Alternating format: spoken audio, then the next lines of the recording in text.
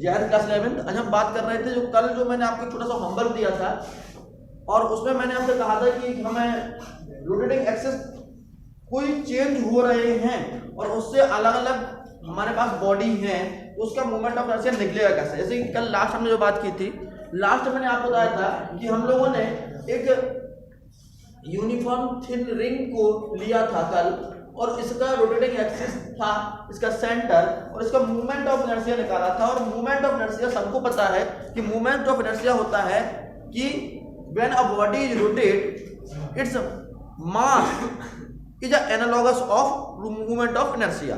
यानी कि जब कोई बॉडी रोटेट कर रही है तो उसका मूवमेंट ऑफ इनर्शिया इस बॉडी का किसका, जनरल इक्वेशन तो पता थी ऑलरेडी, जनरल इक्वेशन आपको पता है ऑलरेडी क्या होती है बेटा, movement of inertia I equal to होता है N R स्क्वायर, ठीक है ना। और यहाँ पर R क्या होता है, रोटेटिंग एक्सिस से दूरी, ठीक है ना।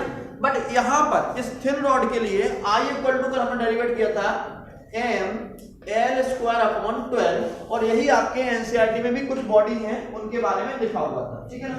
आज हम बात कर रहे थे जो कल मैंने होमवर्क में दिया था कि हमारे पास एक सर्कुलर प्लेट है और वो सर्कुलर प्लेट घूम रही है उसके एक्सिस से। यदि मैं आपको एग्जांपल देता हूं तो वही जस्ट लाइक सुदर्शन चक्र, ठीक है ना। यानी सुदर्शन चक्र घूम रहा है भगवान की उंगली के टच करके, यानी कि उसका रोटेटिंग एक्सिस कहां पर है, उनका जो सेंटर है।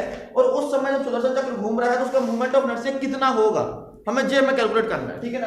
यानी कि इसकी वैल्यू कितनी होनी चाहिए, I इक्वल टू हमारे स्क्वायर में इसको प्रूफ करना है, ठीक है ना। उसको प्रूफ कर लेते हैं कि वास्तविकता में है कि नहीं ऐसा।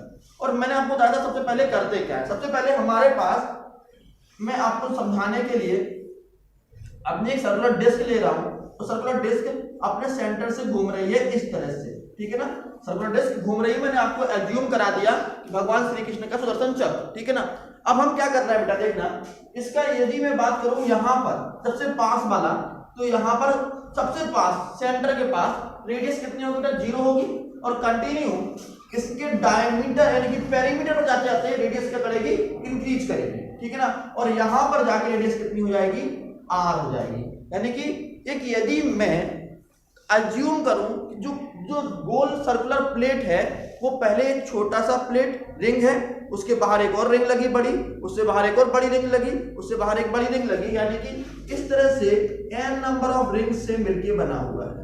मैंने ये अज्यूम किया हुआ है, बात समझ में आ गई। ऐसा किया मैंने अज्यूम किया हुआ है, उसका मतलब ये है कि भैया इसमें सबसे पास वाले की जो रेडियस होगी वो 0 होगी और सबसे बाहर वाले की जो रेडियस होगी वो r होगी, ठीक है ना। अब मैंने आपको कल बताया था कि सर हम मूवमेंट ऑफ इनर्शिया निकालते हैं, सबसे पहले हमारा एक तरीका होता है कि सर एक काम कर लेते हैं कि जो भी हमारे पास बॉडी है उसकी किसी पतली सी स्ट्रिप का मूवमेंट ऑफ इनर्शिया हम फाइंड कर लें। सबसे पहला मोटिव हमारा ये होता है। तो मैं एक काम कर लेता हूं कि इसके सेंटर से एक x दूरी पर एक पतली सी स्ट्रिप है, जो वाली मैं चौक से बना के दिखा रहा हूं आपको, ठीक है ना। इस चौक से बना के दिखा रहा हूं और एक मेरे पास स्ट्रिप है और दूरी कितनी है मेरे लाल, x डिस्टेंस पर है। कितना है, x डिस्टेंस पर मेरे पास एक रिंग है जो कि सेंटर से x डिस्टेंस पर है और वो लाई किसमें कर रही है, इस हमारी प्लेट में लाई कर रही है। इतना मैं बता देते हैं। अब सर हम लोगों ने वही तरीका अपनाया। सबसे पहले हम लोग क्या करते हैं बेटा, let we assume the mass, इसका मास कितना है, लेट मास ऑफ प्लेट या डिस्क इक्वल टू m। बेटा समझना, इस कल भी नहीं आए तो उनको भी समझ में आया, कोई बड़ी बात नहीं है, कोई बड़ा कॉन्सेप्ट है ही नहीं, बस थोड़ा डरने के लिए बात नहीं है इसकी कोई भी। क्योंकि मैं आपको कह रहा हूं यदि आपका जो चैप्टर बहुत अच्छा है, मैं काफी दिन से चैप्टर को पढ़ाया जा रहा हूं, आपको पता है। मैं कहता हूं यदि किसी कॉम्पिटिटिव एग्जाम में आप आ गए और कॉम्पिटिटिव एग्जाम में यदि आपको पूरा, मैं डायनामिक्स और काइनेमेटिक्स की बात करूं, दो बार समझ लेना बेटा, काइनेमेटिक्स और डायनामिक्स यदि किसी को चेक करनी है तो आपसे एक बार रोटेटिंग एक्सिस पूछ लेगा, वो समझ जाएगा कि आपको काइनेमेटिक्स डायनामिक्स बहुत अच्छी तैयार है। बेटा यदि किसी को जो है ना, हम चावल टेस्ट करते हैं ना कि पके हुए चावल पके कि नहीं पके, तो हम कुछ चावल निकाल के देख लेते हैं कि ये यदि सही पक गया तो सभी चावल पक गए होंगे। यानी किसी भी बंदे को, यानी आपके बारे में मुझे नॉलेज करनी है कि आपकी डायनामिक्स अच्छी है, काइनेमेटिक्स अच्छी है, तो मैं सबसे पहले क्या चेक कर लूंगा, रोटेटिंग एक्सिस चेक कर लूंगा आपका। यदि आपका रोटेटिंग एक्सिस यानी कि आपका सिस्टम पार्टिकल रोटेशन मोशन अच्छी तरह है कंप्लीट, इसका मतलब ये है कि आप डायनामिक्स अच्छी करके आए होंगे, आप काइनेमेटिक्स अच्छी करके आए होंगे, तभी आप यहाँ पे आके समझ रहे हैं। वरना आपकी बिल्कुल काइनेमेटिक्स और डायनामिक्स जिसको बिल्कुल यदि मैं कहूँ कि रत्ती मात्र भी नहीं समझ में आ रही है, और यदि उसको जो समझ में आ रहा है तो मैं कहूँगा कि वो अगर दोबारा डायनामिक्स और काइनेमेटिक्स पढ़ ले, इतनी अच्छी और इतनी बेस्ट हो जाएगी, इसका लाजवाब कहूँगा कि बहुत अच्छी हो जाएगी यदि इसकी जिस डेप्थ समझ में आ जाए तो। इसलिए मैं कह रहा हूँ सबसे ये केवल उन लोगों के लिए अच्छा है जो केवल टेस्ट करते हैं, कि चेक कर लेते हैं कि आपकी फिजिक्स कैसी है। फिजिक्स में आपको यदि ये चैप्टर समझना कंपलसरी कहता हूं मैं, क्योंकि आजकल की जो लोग नए लोग होते हैं वो सबसे पहले इसको टेस्ट करते हैं कि चेक कर लेंगे जिसको आता है तो गुड है, वरना उसको काइनेमेटिक्स और डायनामिक्स भी नहीं आ रही होगी बिल्कुल भी। चलो दोबारा से टॉपिक पे आते हैं। हमने क्या किया, let mass of the disk equal to, मैंने m मान लिया, पूरी डिस्क का मास कितना है, m है, ठीक है ना। अब क्या करते हैं सर, कल हमने बताया था, कल हमने रॉड के लिए लिया था, तो हमने इसका रॉड का मास m लिया था और इसकी लेंथ क्या ली थी, a ली थी, क्योंकि रॉड पतली थी। अब इसमें क्या है सर, डिस्क है तो मास इसका m है और इसकी रेडियस कितनी है, मैं लिख देता हूं, radius equal to capital R, ठीक है ना, ठीक है ना। इसकी रेडियस मैंने कैपिटल R मान ली, मैं यहां ही लिख रहा हूं ना, ठीक रहेगा, radius equal to capital R, radius से कैपिटल R हो गई, ठीक है। अब मेरे लास्ट बात देखना इसमें, कल जो हमने बात की थी मास पर यूनिट लेंथ की बात की थी, याद है किसी को, मास पर यूनिट लेंथ की बात की थी। आज हम बात करेंगे मास पर यूनिट एरिया, क्योंकि यहाँ पर पूरा एरिया हो रहा है, प्लेट का एरिया हो रहा है। बेटा देखना इसका, देखो मेरे लाल, ये पतली स्ट्रिप है वो कल की तरह dx थिकनेस की है, तो पतली स्ट्रिप है वो कल की तरह ही कितनी dx स्ट्रिप की है। थोड़ा समझना बेटा, मैं लिखूंगा मास पर यूनिट, मास पर unit area equal to m upon pi r square. ऐसे समझ में आ गया होगा, एरिया होता है पाई r स्क्वायर और मास होता है m, ठीक है ना। तो मास पर यूनिट एरिया मैंने निकाल लिया m upon pi r square. अब बेटा देखना, अब मैं कहूं कि dx एलिमेंट का मास कितना होगा, dx एलिमेंट वाली स्लिप का जो रिंग है उसका मास कितना होगा, तो समझना मेरा केवल समझना, इस पूरी रिंग में, इस पूरी रिंग में किसी के पास है बेटा, थैंक यू, इसमें चलो हो गया, ठीक है बेटा। पूरी रिंग में बेटा देखो, मैं लाल यहां देख लेना, इसको मैंने रखा हुआ है, ठीक है, एक रिंग ली मैंने, एक रिंग यही आगे को निकाल के दिखा रहा हूं, ये वाली जो मेरे एलिमेंट वाली है, इसको मैंने, अब इसमें एक स्ट्रिप है dx, ये देख रहा है dx स्ट्रिप, छोटा dx, तो dx मिलके पूरी रिंग बनी होगी, ठीक है ना। तो यदि मैं कहूं कि आपसे एक स्टेप मिस कर रहा हूं बीच में, क्योंकि समझाने के लिए मैं इसको नहीं लिखूंगा, लेकिन मैं समझा रहा हूं इस चीज को कि सर यदि मैं इस dx, जिसको मैंने यहाँ पर कट लगाया, इस dx की बात करूं, इस dx एलिमेंट का कितना, इतना dx सबको दिखाई दे रहा ना, इतना dx एलिमेंट का यदि मैं कहूं कि मास कितना होगा, तो सर मास पर यूनिट लेंथ आपने बता दिया mr स्क्वायर, तो इस dx एलिमेंट का मास हो जाएगा sir mr square into dx, ठीक है ना। अब ये dx एलिमेंट पूरी इसमें है कि नहीं है, बिल्कुल पूरे में है, ठीक है ना। तो dx फिर एक dx फिर एक dx फिर एक dx फिर एक dx, और पूरे में होंगे dx डन। चलो भाई, तो dx का मास, और अब dx कितने में होंगे सर, इसकी पेरीमीटर में होंगे, तो कितने का मल्टीप्लाई हो जाएगा, 2 पाई r का हो जाइए, लेकिन सर यहाँ r की बात नहीं कर रहे हैं क्योंकि इसकी पेरीमीटर कितना है, x है, तो कितना हो जाएगा 2 पाई x। दोबारा समझना मेरे लाल, दोबारा देख लेना कि सर आपने मास पर यूनिट एरिया तो निकाल दिया, अब dx एलिमेंट जे वाला है जो मेरे हाथ आपको दिखा रहा हूं, ठीक है ना, dx एलिमेंट जे वाला है आपके पास।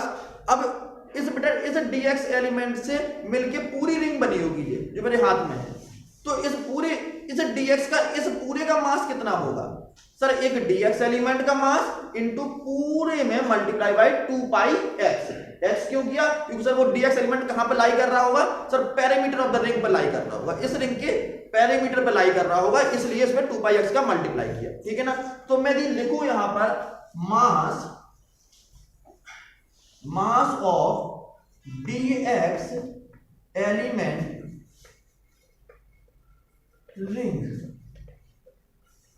बेटा mass of DX element ring का मास कितना करेंगे, अभी भी समझाया जो मैंने sir, m upon pi R square into sir आपका डीएक्स एलिमेंट जो आपने माना था और ये अपने रिंग कह दिया तो जो जाएगा 2 पाई x।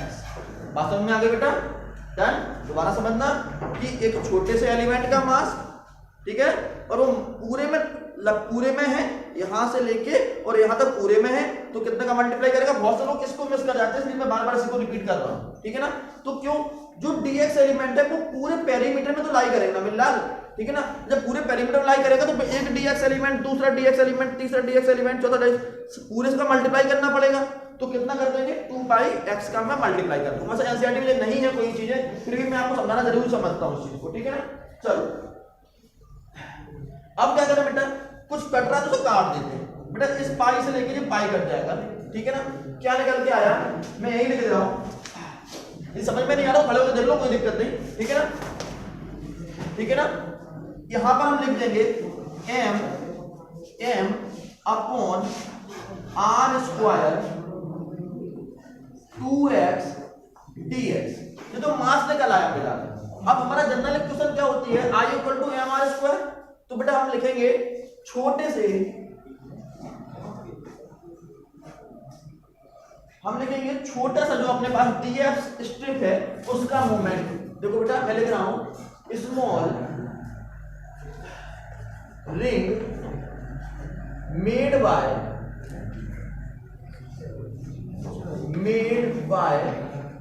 dx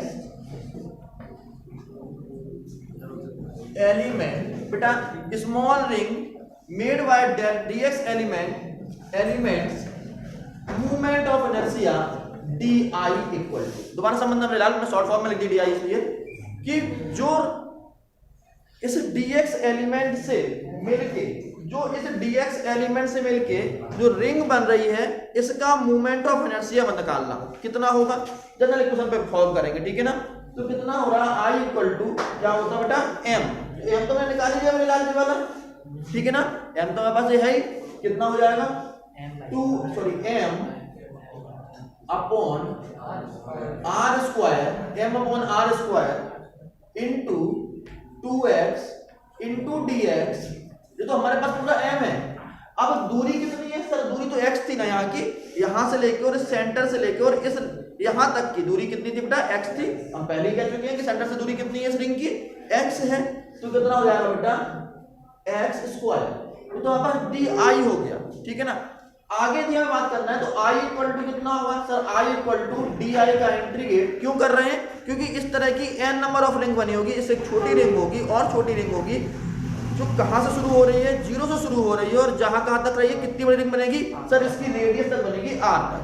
तो लिमिट कहां से जाता sir, 0 to capital R di कर देंगे, ठीक है ना।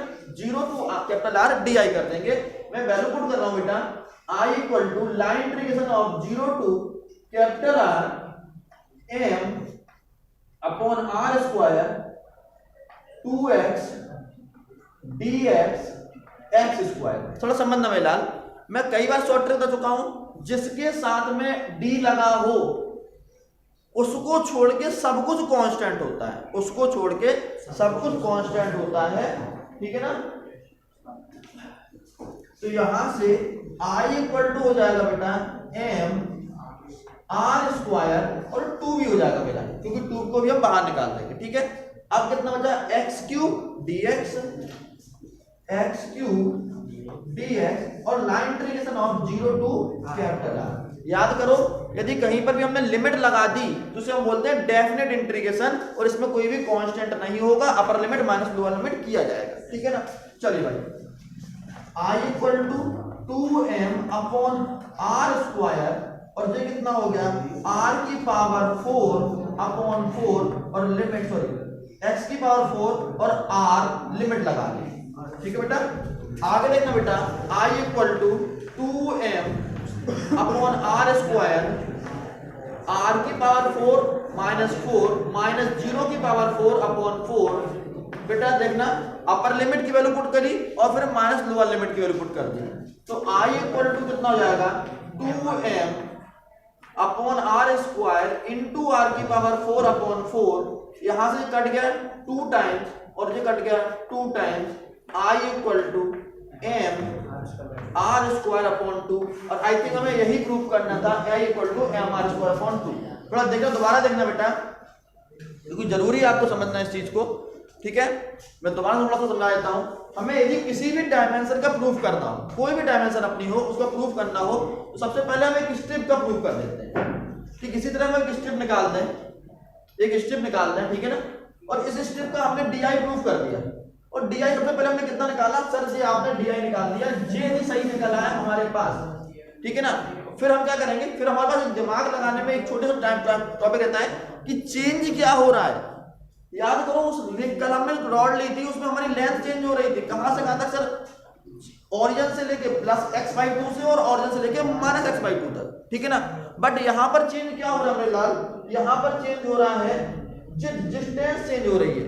यहां पर देखो जो x रिंग है वो पहले यहाँ 0 1 2 3 सेंटीमीटर से लेके कहां तक जा रही होगी सर, r तक जा रही होगी, यानी कि बैरियर क्या कर रहा है, तो जो बैरियर कर रहा है, जो चीज बैरी कर रही है उसकी लिमिट लगाएगी। और शॉर्ट ट्रिक आपको पहले पता है कि सर जिसके साथ में डी लगा होता है वही चीज बैरी करती है, ध्यान रखना। मैं पहले कई बार 99% आपको यही ध्यान में रखना है कि सर जिसके साथ में डी डिफरेंशिएशन का साइन dx लगा हुआ है, यानी कि x बैरी करेगा, और x बैरी कहां से कहां तक कर रहा है वो खुद दिख रहे हैं, 0 से लेके और r तक। चलिए मैं सॉल्व करने से द्वारा देता हूं। हमने सबसे पहले मान लिया कि मास m है, मास पर unit length m upon pi r square है, क्योंकि प्लेट ली रखी है और प्लेट का एरिया होता है पाई r स्क्वायर। हमने यूनिट का मास निकाला, ये निकल आया। dx स्ट्रिप का मास निकाला, उसका dx का मल्टीप्लाई आएगा, और dx स्ट्रिप पूरे रिंग पर है, इसलिए 2 पाई r का और मल्टीप्लाई किया जाएगा। इस चीज को मत भूल जाना, ठीक है ना। जब इसको सॉल्व करेंगे तो वैल्यू इतनी आ गई, और जब बेटा इस वैल्यू को दोबारा से हमने i equal to general equation में लगा दिया, i equal to M R square में, तो हमारे पास m गिवन है, r की दूरी कितनी है x स्क्वायर, और जब इसको हम सॉल्व करने बैठे और कांस्टेंट जो बाहर है उसको बाहर निकाला, लिमिट लगाई 0 टू r, इंटीग्रेट किया। इंटीग्रेट प्रॉपर्टी होती है x की पावर n, यदि कहीं लिखा हुआ है किसी को नहीं भी याद आ रहा तो मैं लिख देता हूं formula, line integration of x की power n dx equal to x की power n plus 1 upon n plus 1 plus c, क्योंकि यहां पर इनडेफिनेट इंटीग्रेशन है, कोई भी लिमिट नहीं है, और जहां कहीं भी लिमिट हो जाएगी हम इस c को नहीं लगाएंगे। तो पावर कितनी लिखी बेटा, 3 लिखी है, 3 प्लस 1 4 हो जाएगी, और अपॉन भी 3 n प्लस 1 यानी कि 3 प्लस 1 4 हो जाएगी। अब क्या करते हैं, अपर लिमिट रखते हैं माइनस लोअर लिमिट करते हैं, और जब सॉल्व करेंगे तो आपका i equal to M R square upon 2 हो जाएगा। फिर भी मैं आपसे कह रहा हूं कि बच्चे की क्वांटिटी का अगर कर लीजिए, मैं सारी 14 क्वांटिटी नहीं लिखा रहा हूं, करा सॉल्व करा रहा हूं, क्योंकि बस टाइम भी कुछ कम बचा हुआ है, लेकिन मैं चाहता हूं आपको आना चाहिए इसको, ठीक है ना। मिलते हैं नेक्स्ट वीडियो में, तब तक के लिए जय हिंद, गुड बाय।